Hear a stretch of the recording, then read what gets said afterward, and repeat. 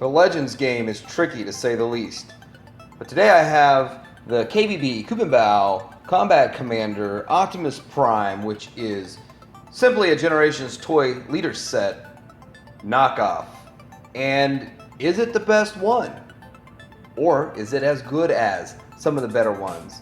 But you're watching the Tidarium Hangar, and this is Mike. I'm here to talk to you about all vintage to modern Star Wars, Transformers, video games, and other things. So let's get right into this and talk about this Prime.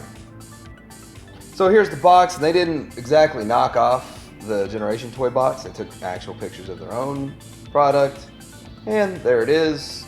It looks good. As good as you can expect for a $15 toy. Hey, 15 bucks, that's right on my alley for price. And it has a nice, solid, blocky truck mode. Now, my problem is I still look at these Legends and I compare them to the Masterpiece counterparts, and they're gonna have certain things like this gappage in there. You wouldn't see that in a Masterpiece. You wouldn't see the ball joints. Now, this was a build-a-figure kind of thing, my understanding. It was like a set, kind of like I did not too long ago with the Bruticus Shockwave. So, nice paint accents here. It looks good. I mean, I just think it's a nice looking bot. A nice looking truck mode. Got the transparent blue right here. Now, some things I don't like about it, like the way the feet fold up. Like, you bump it and the feet move, and that doesn't look good when the feet get all cockeyed and like that. But, you know, it's one of those things. You're still looking at a $15 toy, so I consider that with the price. Well, let's go ahead and get on into transforming this thing. Now, when I bought this, the seller said it was kind of like a MP10. They tried to say it had something to do with the MP10. Oh, yeah. Well, before we transform it, that's where the gun storage is. That's actually in upside down. It's still holding it, but that there tabs in and it holds it in place. So take the gun out and let's get this guy transformed. Fold over that gas tank. Untab it and fold it over on both sides. And then, so anyway, it has some similarities to what I would say is a MP10 styling, but it's not the same thing. It's not like a shrunk down MP10. Move that foot around, that's pretty simple. You've got that leg done. So where you would slide, you just open these flaps, and then it's like double ratcheted. Wow, it pivots in there, but you have to make sure that you line up the notches so it holds it in place. It's on there solid now. And then we're going to move up to the top here where you unlatch these pieces, and then let's go ahead and get the arms out of the way so we can do all the fun stuff that we have to do. Open up with the rest of it. These things fold to the back, and then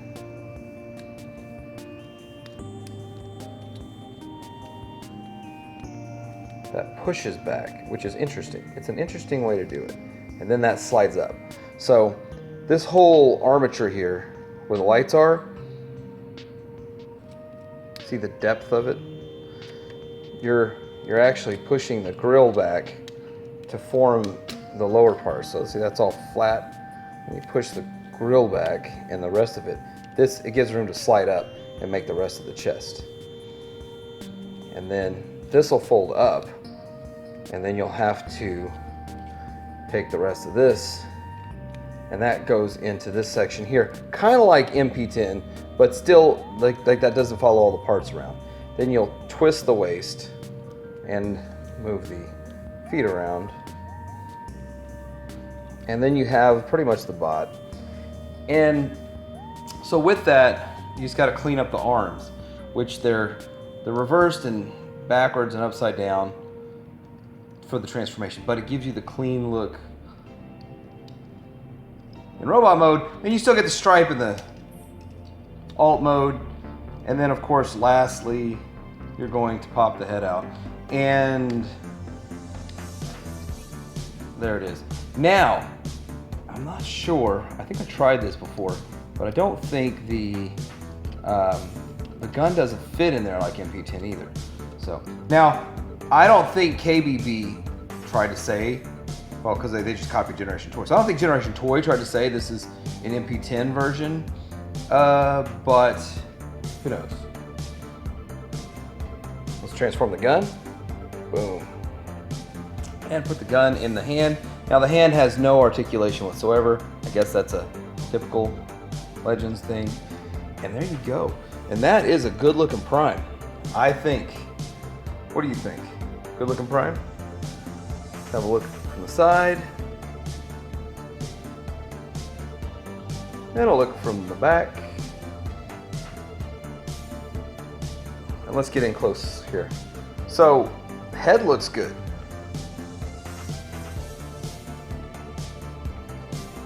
I mean, what more would you expect from a Legends Prime?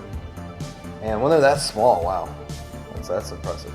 And basically, I'm not gonna be saying KBB did a great job, Generation Toy did a great job, and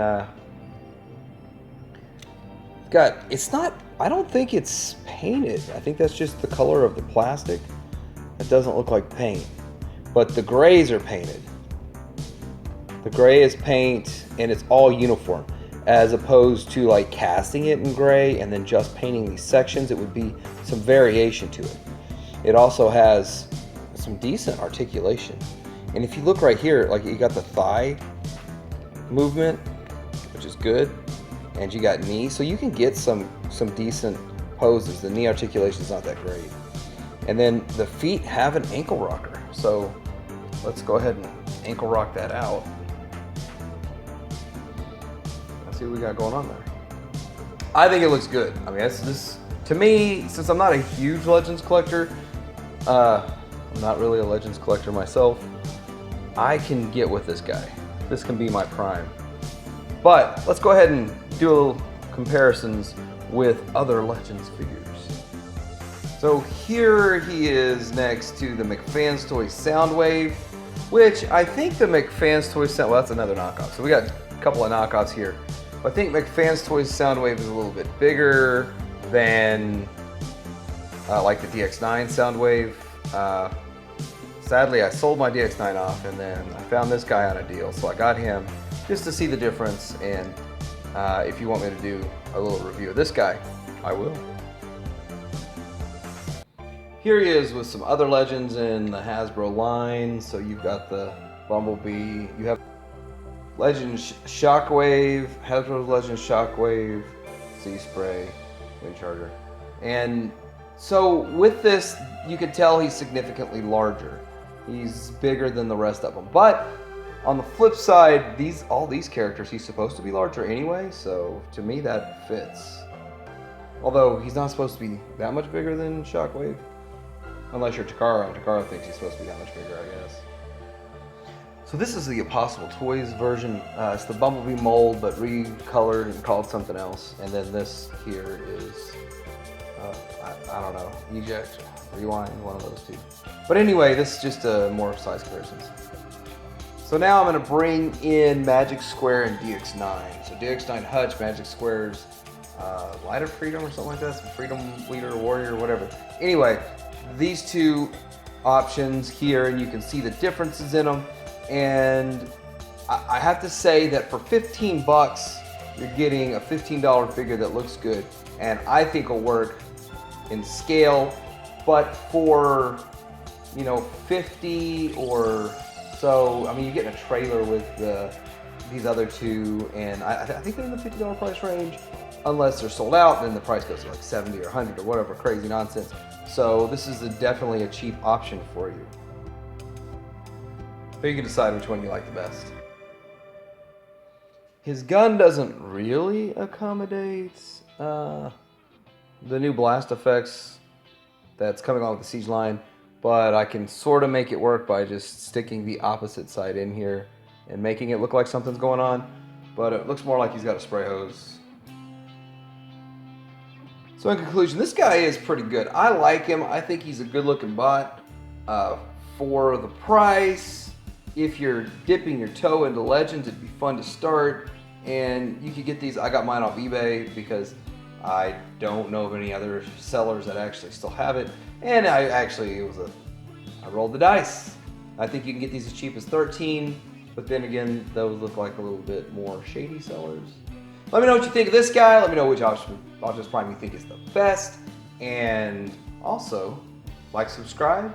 I dream, hang around.